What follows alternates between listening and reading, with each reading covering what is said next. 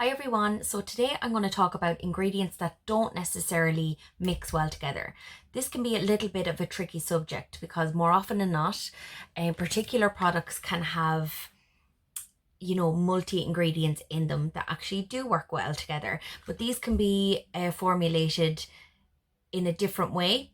So I really want to kind of bring it back down to basics and just talk about specific ingredients that maybe you should avoid using together if you're sensitive, or the way you can use them correctly.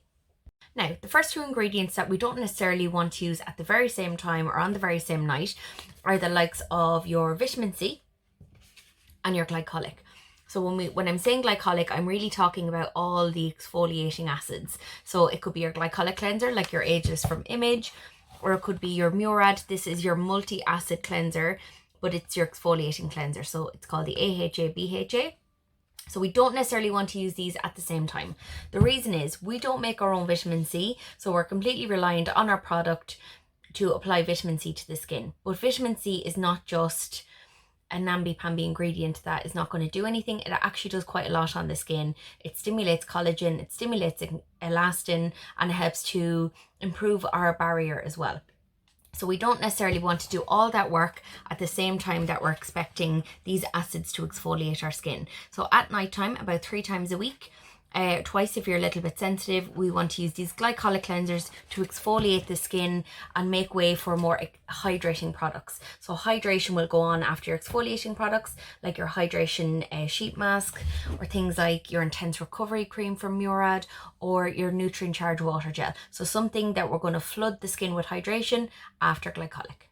Now, the next two ingredients that I'm going to talk about that maybe we will use separately is the likes of your salicylic based cleanser and your retinoid moisturizer. So something maybe that has retinol in it that's going to exfoliate, increase cell turnover, work on texture. Now, the reason I say this is your salicylic based cleanser is going to be there to for someone who maybe has congestion, has a breakout, possibly has acne. This acid is going to absorb any excess oil. It's going to bring down irritation in the inflamed area.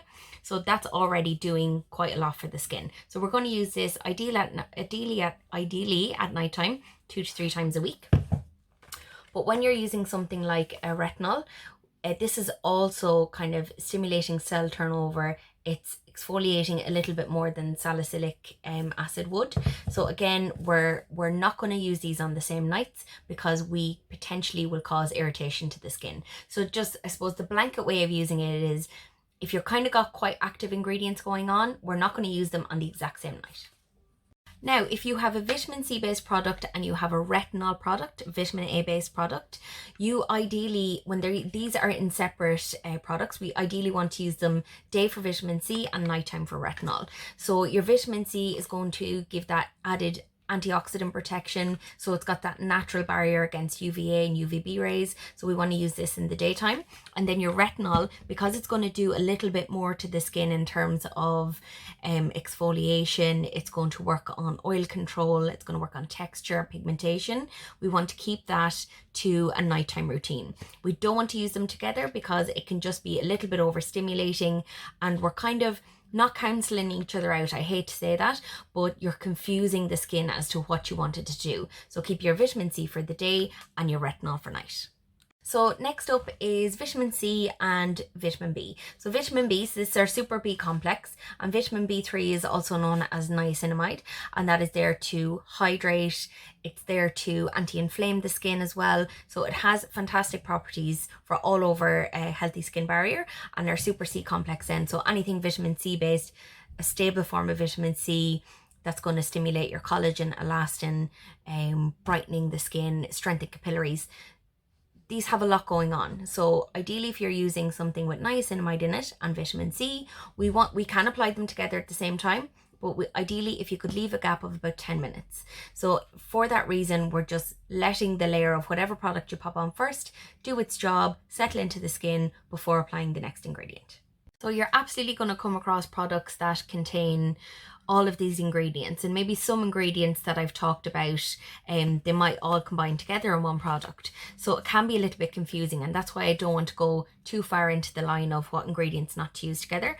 But just one example that I don't want you to get confused about is Environ. So Environ contain A, C, and E together, and the way Environ has formulated their antioxidant and their serum alongside vitamin A is a non-irritating, cocktailed moisturizer.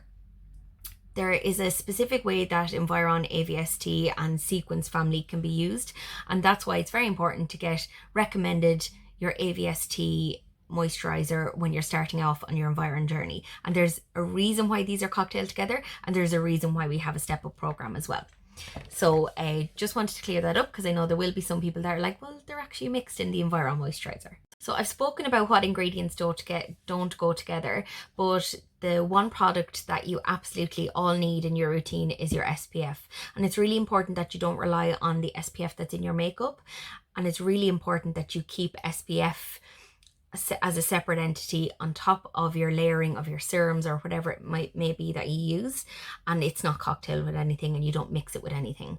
So please keep in mind that your protection has to be applied lastly and separately on top of everything before you go on maybe to apply your makeup. More often than not, SPFs have come such a long way. They'll have moisturizing properties, they'll have mattifying properties as well, and they also come in, tinted variations as well. A tinted variation of an SPF is very fantastic to be able to top up your SPF during the day, because as we know, it's something that wears off, but definitely the one product that should always be applied on its own.